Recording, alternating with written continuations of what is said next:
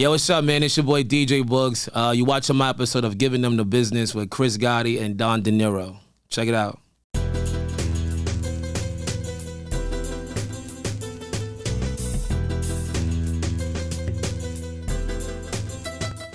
Here we are once again. We're back.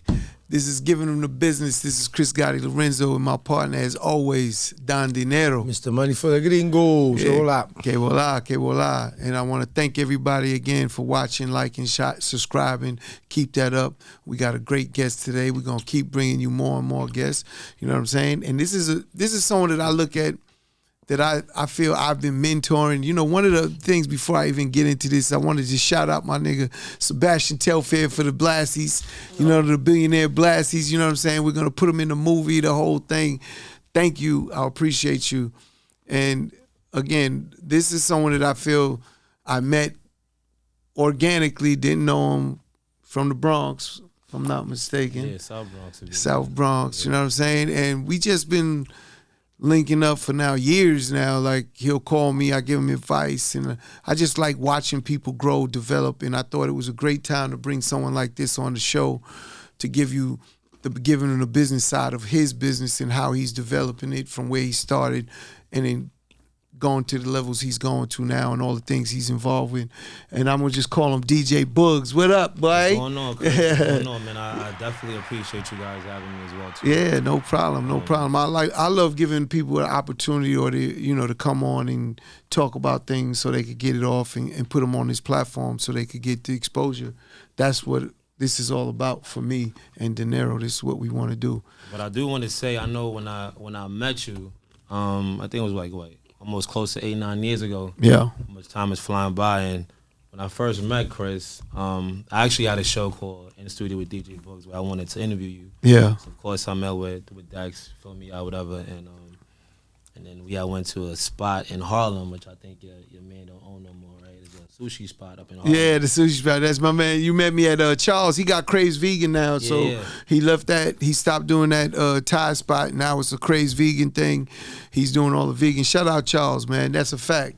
You know what I'm saying? But one of the things I always tell this story to different people as well too, is like when I met you, I was fanned out, of course, because of all the accolades that you've done. Thank you.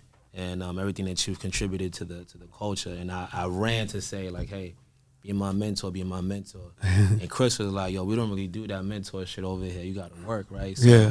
He gave me 2 tasks, and I always tell this story to people. He gave me 2 tasks. He said, I want to see your reach, and I want to see how hungry you are for this. At the time, I don't know if you're still doing it now, but you was into purchasing catalogs and stuff, right? Yeah, with Frank Barber at Phase 1, you know what I'm saying? Shout out Frank. I'm in a lot of businesses, yeah, but I'm not, catalog acquisition is really hot right now. It's a hot space. Yeah. And the values have went up crazy. So just imagine 9 years ago was better business than it is today, in my opinion. But. And so you gave me the task. You said, yo, I want you to reach out to Drama and DJ Holiday. Yeah, yeah. And I'll never forget it. That was a Friday night because I was on a date, and I told Shorty, I was like, yo, I got to go meet Chris. This is the first time I'm going to meet him. So she sat in the back, and we stood for like 2 hours talking. Yeah, I remember. At Charles Spot. I remember. Charles Spot. And then so after I did that, I was like, yo, how he gave me this task.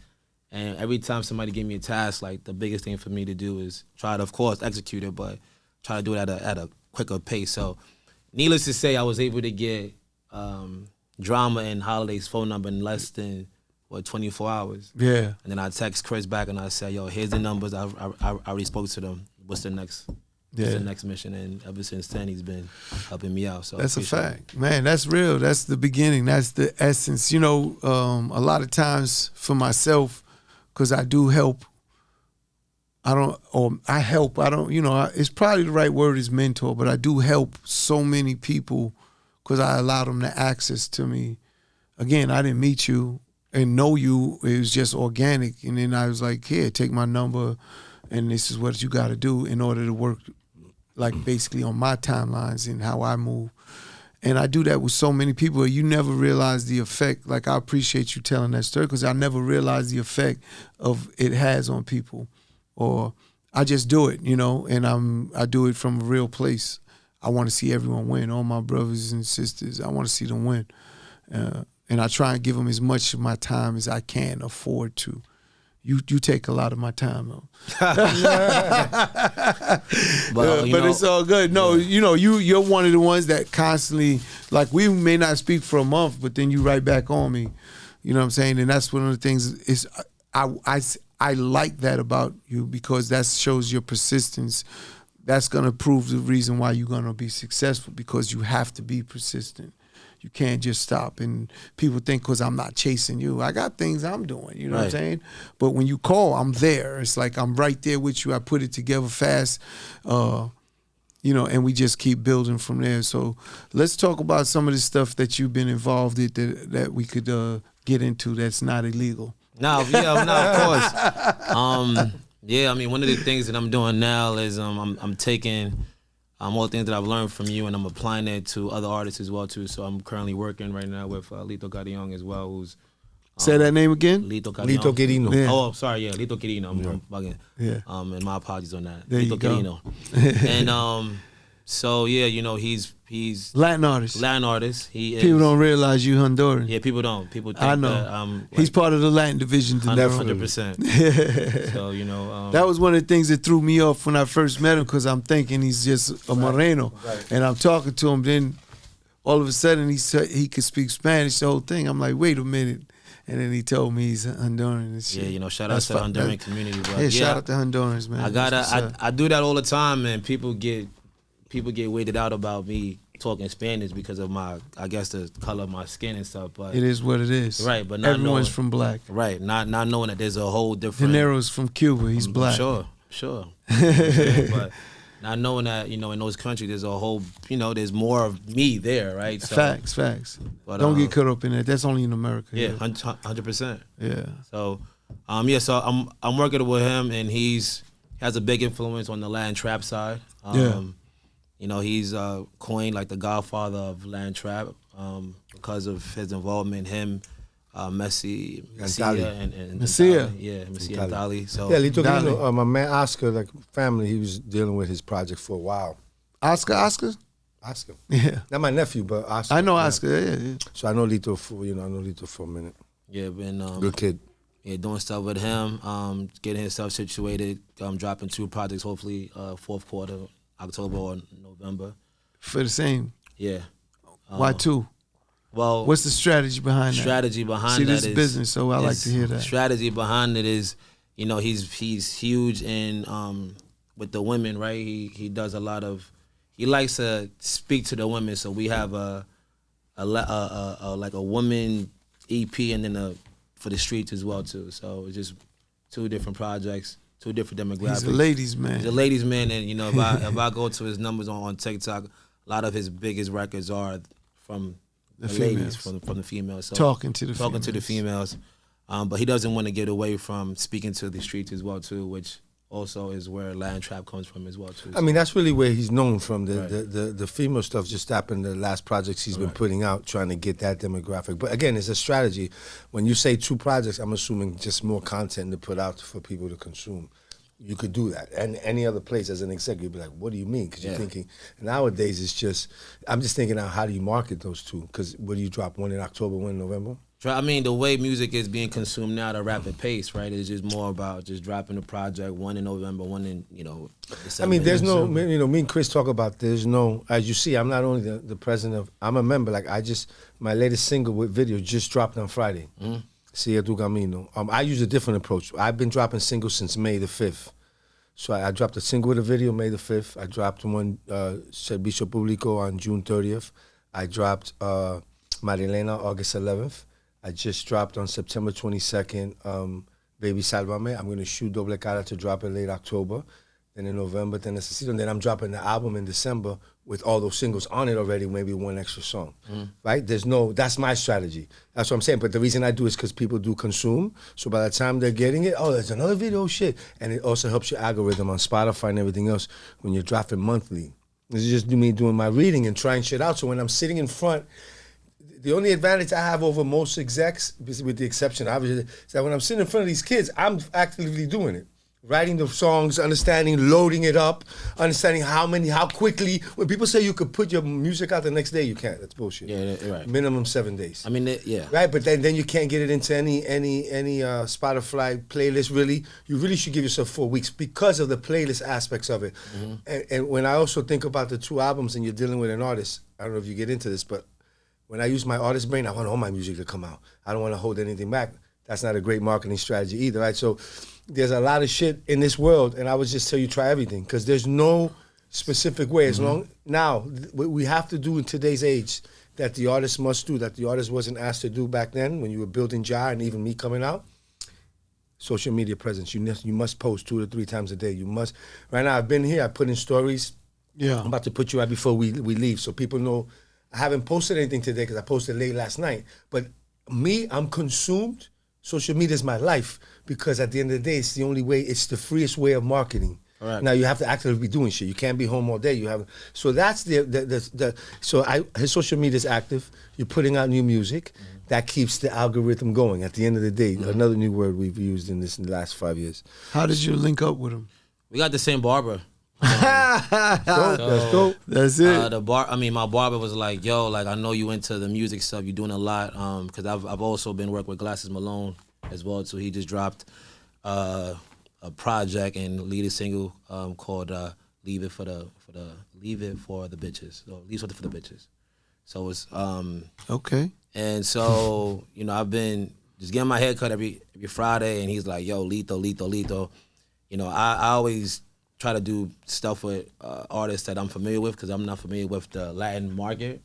But I'm like, yo, fuck it, why not, right? He's got good numbers, too. Right, when you look at his numbers and it says, well, this is something I can jump on because he's got good numbers. And so when I was doing my research, he has records with damn near almost everybody in the Latin community. Bad Bunny, Mike Towers, just everybody, right? So and they released still out. Released. Cleared. Well, because those are records he had when my man Yaga Yai was shopping Bad Bunny for $500 a show and no one wanted him. Yeah. Who's that weirdo? They didn't even want to give him $500. So that's the time that they were coming down. That whole trap that they took to PR, they took it from Lito and all these guys coming into the city. Because what do you have to do when you come into a city? What do we usually do when we go into a new city? Check in. Guess who you got to check in when you come to the city here?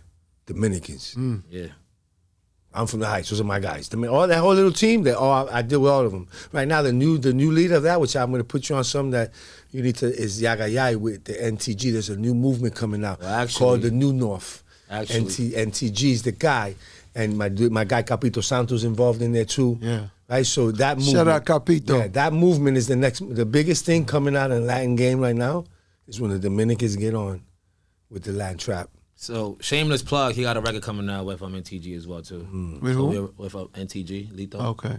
So yeah, it's coming out sometime in October. Yeah, NTG is another young guy in my hands, and I know Yaga Yah who runs. I'm into all that when it comes to that movement, New York, especially rap.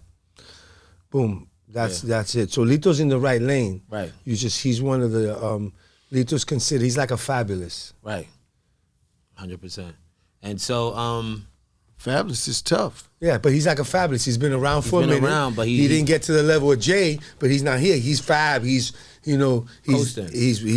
drops a record. People gonna listen. You can book him for a show like Lito, and he's nice. And he's always coming out with a new rag. His drip is right. Like he's on it. Yeah, I mean, in Europe, he's.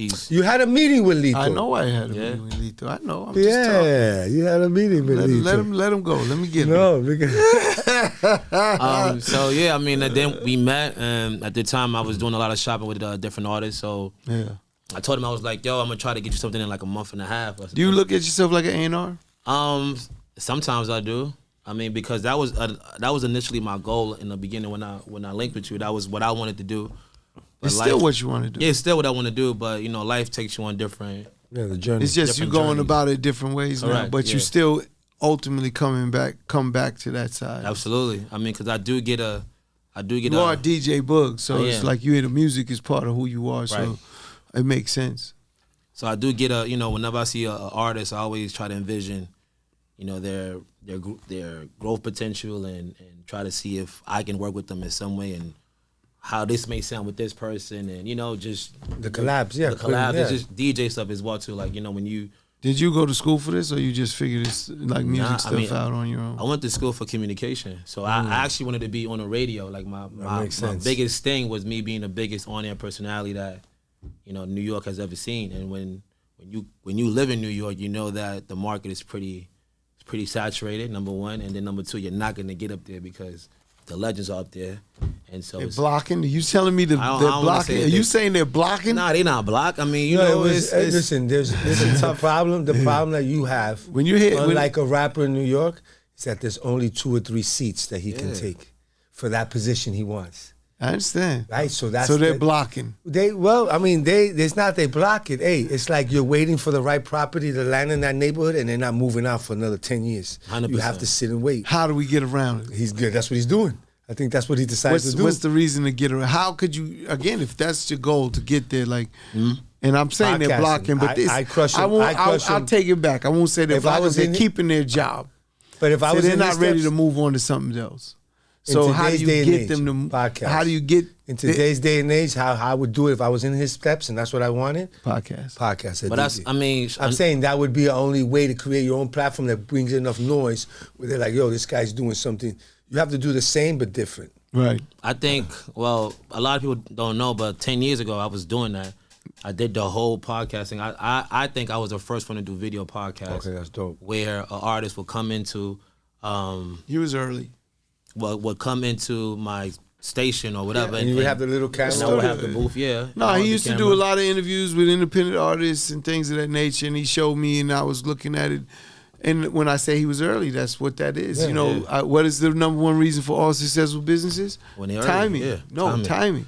Yo, it's too early, so it's not the right time for it, right? And you missed that window of opportunity. So that's part of learning about business. It's just the right time for something. I mean, in the beginning, I think I was competing with the Breakfast Club because the same people that they would have, I would have them as well too on my show. You was getting big names. Yeah, you was getting big names to be interviewed, and like I said, the platform wasn't. No one was ready for that platform. Nobody was ready for it, and so. And that's what I was doing. And then I my biggest interview, I think, was with Young and May at the time. She was when she first came out. You caught her on the first move, yeah, for sure. I remember that. And I was like, whoa, you got a good one right there. And then that one, they're like 250, I believe, on YouTube. And but again, at the time, is like interviews didn't do 1 million, right? It didn't do 2 million. It was. And this was something brand new. This was because people wasn't putting interviews on YouTube. Right. They weren't there yet. You were doing it. Right. So you didn't have the same algorithm discoveries. Correct. Because that's how really you get the new people discover your stuff. Right. And at the time it was more audio as well too. So it wasn't visual. So mine was visual, and I also had the artists come in and same thing like Big Tigger in the basement where they would come in. The basement. Spit in the booth, and then I still got those footages. So I did I had Gilly very early as well. Sure. Young and May. Who else did I think about how big they are now? Yeah, they huge now, right? So Gilly, Young and May. I also had Case. I had Rod Digger. That actually went viral where I was on Baller Alert 10 years ago, and it was a thing, but now it's a thing now. And so I was pretty early to that. And then we stopped that simply because my cameraman, his son got diagnosed for leukemia. Wow. So it was just me and him doing it. And then I switched lanes. I started creating music. And then I got a couple of people on some records, and now I'm here. With the music aspect of the business, what is the alternative that you could turn to get your artists more exposure? I mean, I want to answer it correctly. So, one of the things with you, whenever me and you talk, you would always give me ideas of what's going on today. You're very much in tune with what's going on today. So, what's the way that you were gonna take an artist to get them the exposure that's needed? It's just understanding. Like one thing that we have access to is understanding your fan base and your analytics, right? Right. And deep diving and really understanding those numbers because they're there for a reason.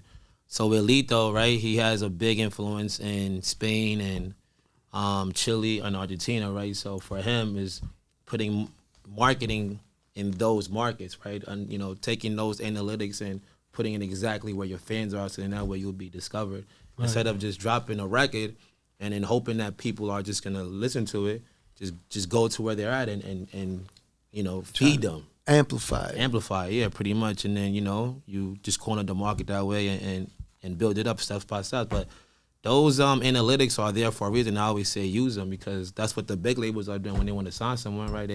They got a whole database that you could put your name in, and everything, your project comes up, where you popping that, your radio spins comes up. So yeah, use the one of the things thing. they look at too is, which is important, because I mean, like lately I just been dropping organic stuff and I haven't spent $1 on marketing.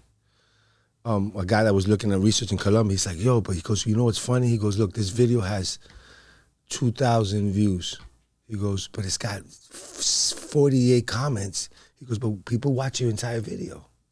Yeah. They watch it for the whole thing. He goes, that's worth more than the guy who's got 200,000 and they're watching 20-second clips. Yeah.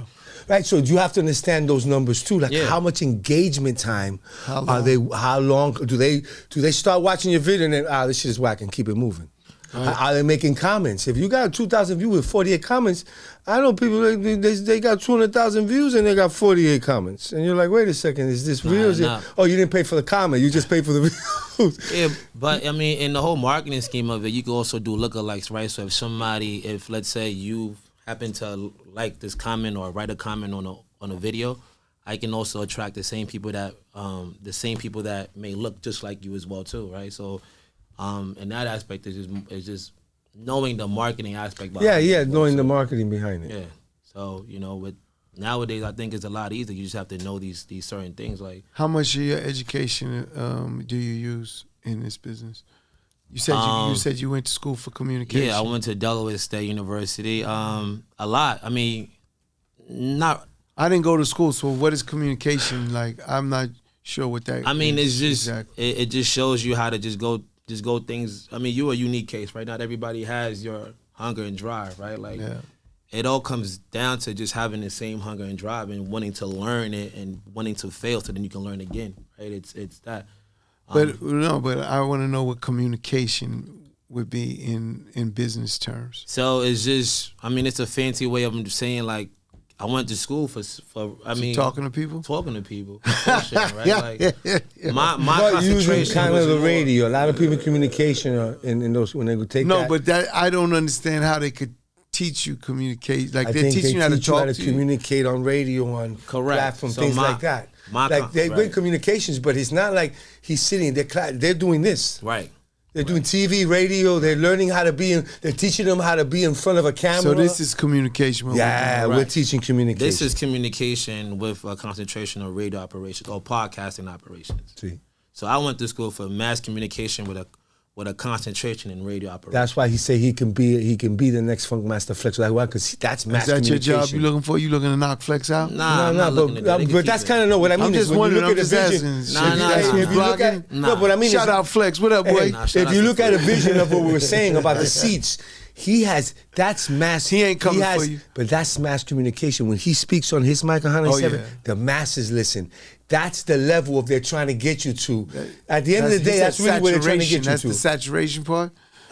In New York, it is. I mean, I've been known for jobs in Alabama and smaller markets, but the pay rate when you go there is like $8 an hour. So who wants to go? And so the reason they do that, so if you go into those other markets, which I've dealt with people from there, they give you a smaller pay rate and they say you're gonna make it up with shows or events and things like that. You gotta really hustle. Right. Yeah. So you take that job for that smaller pay, but then you gotta figure out how to book yourself in this club, that club, that. Yeah. And then that makes you your money to make up the difference of pay. Yeah, it's a grind. But sometimes it's not even worth it though, because if you go, let's say, and no knock to these cities, but let's say you go to Corpus Christi or Alabama, right? And you're on the radio. There's not too many things going on outside of that. Yeah, then you gotta create it. And you gotta create it, right? I get that, but if it's not designed for you to, I don't want to say win. You know, how could you go out and make the bag if you know, depending on the city. Nah, you're in. exactly, right? You know, whenever I look at something that has less opportunity, it leads for more opportunity for you. Yeah, Like, if they're telling you to create it, you're gonna also own it, and now you could charge and get it to something. I mean, but own it to what extent, though, right? You're not Depends gonna who fully the own owner it. is. Yeah, listen to me. You'd be surprised. It depends. Let's say you're doing it with a nightclub or something. Mm-hmm. Again, if you have the popularity and you're the draw, that nightclub has to talk to you nice, or else they're gonna have a fucking problem. You're right. And that's where your power comes up. That's But you the got to leverage. build it. That's your leverage. Yeah, you could come up with an idea of doing different car But wash if you events. can't and get next the thing you people know- to fucking respond, then you don't have no power or leverage, and then you can't expect much out of that either. Yeah, but for me, I didn't want to. I mean, I've submitted demos. I got turned down a couple of times. So I was like, yo, fuck it. Let me just create my own shit. And when I created my own shit, it started to do well. And now I'm not solely focused on getting on the radio. You know, I've had, like yourself, had good mentors that brought me in organically, and you know, I'm just as much as everybody else is there now. So I always said you're gonna make me a lot of money. I told him that from the first day I met him. I seen something in him, that a drive that I was like, you're gonna make me a lot of money. And I say that because when he gets it, he's gonna call me, and I'm like, all right, we're in together. I'm with you. Right. He's gonna come up with that shit that I'm like, that's it. But you know, as an entrepreneur, and I'm saying this very seriously, like as an entrepreneur, I have so many irons in the fire. yeah, I cannot do everything without a team, without Yeah, you help, can't. without the help. If you see look at the help I got in this room alone. So at the end of the day, when you find it, you're gonna need that help. And then I'll be able to say, I could add that value, here you go, and that's what's gonna make it work. See, it's patience, it's time. It's like when you get older, you start learning that. When you're young, you don't really understand the patience that it takes to be very successful. That patience is what makes you successful. It makes you not do the dumb mistakes. It keeps you focused on what you really want to do so you can keep going. But you got to understand that and figure that out on your own time. Like, you got to figure it out. Nah, yeah, I mean, one thing about Chris, man, I'll call him, and I'll be like, yo, should I call him or text him? 'Cause I know if this is not good, he gonna kill me. He gonna. Oh, I don't hold punches. Nah, not at all. So I don't hold punches. But it for me, what it does, it brings back, like, it gives me the sense of motivation, like, yo, try again and keep it going, right? Yes. Like, I don't want to speak to people that it's And- gonna sugarcoat and And I'll tell them one other thing that I never forget to tell anybody is it's just my opinion. right. Meaning, if you think you know better, go ahead. It's all right. I could be wrong. You could have something that I don't get or don't understand. I'm just giving you what I know. It's up to you to take that and say, man, let me go another route, or fuck that, I could do it better this way. He just doesn't get it, or whatever Yeah. it is. I don't approach anything like I know it, like I just know everything. I just know that I know what I know, and I give you that. When I'm dealing with my business, I'm fully creative, and I take what I know and I do all types of shit trying to get it to go. So you understand? Yeah. It's not like I'm saying, oh, can't do that. No, I try everything that I could imagine to try it to make it work. That's what you need to do. I'm just giving you the obstacles. Like, if you're fighting somebody, don't you want to know what they do? 100%. Or what's their problem? Like, you know how they're coming at you? That's all I'm really giving you. I'm giving you what, this is the problem. I'm not thinking for you the creative side. That's what I want you to think. I want you to take the creative side and say, well, I got to flip it. Let's use it for instance, because so we get it. We used it was a Sizzle Reel you sent me not too long ago. I won't say any names or anything. It was a Sizzle Reel he sends me, and I said, this is bullshit. I mean, I went back at him crazy because it wasn't because the sizzle. It's because he has to sell it to somebody, not me. So I'm an easy sell. You know, I'm fucking with you. Like, but when you walk into another door, you gotta sell that shit. And when I look at the sizzle, I'm like, how are you explaining that sizzle? There is no sizzle in what you just showed me. Now, if the dude that you're dealing with, the people that you're dealing with is fucking with you, go back to them and say, we need more excitement. That's what's gonna sell this shit. You gotta sell it, right? Make my job easier. Give me some fucking sizzle. That's why the word sizzle is attached to the reel. So I didn't see or feel sizzle. And I said, if you tell me that sizzle, then we're definitely on a different place. I'm not telling him the concept is wrong. I'm not, because I don't care. See, and I think he didn't understand that. He was coming back at me, and I'm like, you just don't get what I'm saying. I'm telling you, the reel you sent me, whether I like it or not, is nothing about the reel, except for it's no sizzle to it. It's not the concept of the business. It's the sizzle. If you're telling me I'm sending this out, and he said, well, people's going to like it. I said, yeah, because people's going to like the person that's attached to it already. But they're not going to look at it and understand what you're really selling because you didn't show it to me. I'm not fucking illiterate. I'm not stupid, right? And it's not in the video. So I'm like, that's what I'm really trying to make you understand. I said, but hey, if you don't think that I'm saying right, it's cool. Someone may like it. It doesn't mean I'm the only answer. I'm just trying to make that when you go to sell it, is the least of the resistance, like it's gonna help you sell it. And that's what, like, I don't know how long we was texting back and forth. I was in the middle of a fucking Zoom and everything. Yeah, it was and I kept me. stopping my Then Zoom, coming back at him like, my nigga, like, what are you doing? Like, and it was crazy. Yeah. And I can't wait for him to get the project off because he's gonna come back and tell me you was right. Watch, because the project's gonna get off. That's not what I said. I said, me personally, I ain't a big fan of the person, but I know he's a big celebrity.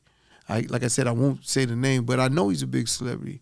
And what's gonna end up happening is you're gonna get it off. It's not like I'm saying you're not.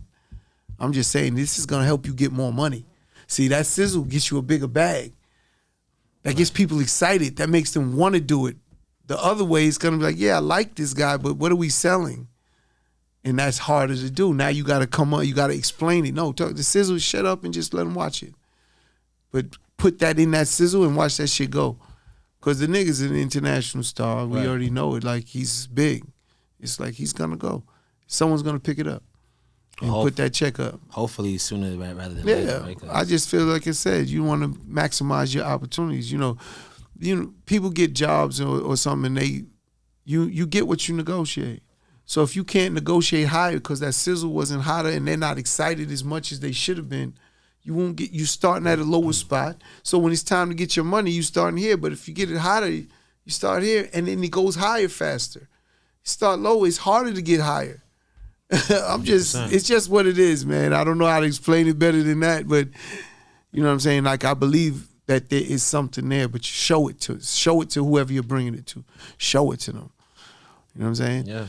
Aside from the music, I know you DJ and everything. Is there any other ventures you're into other than just like managing? Yeah. So another thing that I also do is I'm a big advocate of the HBCU community. There you go. So I went to Delaware State University. Probably I was a minority there simply because my nephew graduated from South Carolina State. Okay. So yeah. So I know I recognize that up here in the North, there's not a big HBCU pride as there is down south. Right. So what I did is I created what's called HBCU Experience, where I had a party that just celebrates the HBCU culture. Last year in April, we had at Blue Midtown. I had Capella Gray pull up. I had who else? I had Capella Gray. I had a couple of other names that I don't will come to mind, and I don't want to not say anyone though, but which is a big turnout. And so now I've been contracted to do a couple of more HBCU events. We was just at the Rucker a couple of months ago as well, to doing the first HBCU basketball game at the Rucker. Oh, that's dope. We're gonna be doing the Rucker game. I mean, not the Rucker, Gauchos in November as well. That's the inside gym. Inside gym, right? So, just bridging the gap on that community and showing, up north that there is a big presence with that as well too. Nah, that's fact. Yeah, that's what I've been doing as well, outside of DJing and managing artists and breaking deals as well too, because I'm a huge supporter of the HBCU community. That's dope. That's dope. We have to always remember that because we need these kids off the street. Yeah, I mean, and going to an institution where everybody looks the same and comes back. Ultimately, your big rivalry is Delaware, no? Delaware State, Delaware, is that the rivalry? But it's not they're like that other side of town or something. They're like, there's something in Delaware. You guys, I know Delaware State. Are your colors like red and blue? Red and blue, yeah. Like a bee. What's your Hornets? The Hornets. Yeah. I know. I see. I know. It's not a. Because we have some coaches from Wagner go over there, but also I noticed that there's a rivalry in that side of town. It's like That's where the minorities are in Delaware State. There you go. And then you have Delaware, is where the white boys is at. They have better facilities. Yeah, they have. 100%. I think Joe Flacco came from. I think Joe Flacco came from Delaware. Yeah, Joe Flacco came, and then also From FBC. What's her name? She plays for the WNBA. Belladonna, I believe. Yeah, she went to Delaware as well. Yeah, too. so I think in the state you have those two. You know? We don't have any notable alumni besides myself. So hopefully well, that's something that's important. Alumni was what makes a university. Yeah, 100%. Do they support you, Delaware State? Yeah, I mean, I'm gonna be there October 21st for homecoming as well too. So this is bless you. Giving back is big, man. So I'm doing a midnight bowling party at Delaware State University, working with the midnight ball. Yeah, midnight bowling. Yeah. Oh, bowling. Yeah. So it's a midnight bowling party, and then we're doing a tailgate as well. Okay. October 21st. When's the bowling? Bowling 21st as well too. So of October, yeah. So wow, we pulling up. Yeah, pull up. Usually I'm there. Usually they give me every year. So this year was no different. And I mean, ultimately it's to provide the experience as well too. Okay, bet. Man, I want to thank you for coming in, Definitely, man. bro. Yeah, I appreciate it, man. You know what I'm saying? DJ Boogz in the building. Absolutely. You know what I'm saying? This is Chris Gotti Lorenzo with my Billionaire Blast. He's on again. Shout out Telfair, man. Sebastian, keep your work up, man. I love it. You know, my partner, Don Dinero. You already know. Mr. Money for the Gringos. Swagata. Swagata. And we out.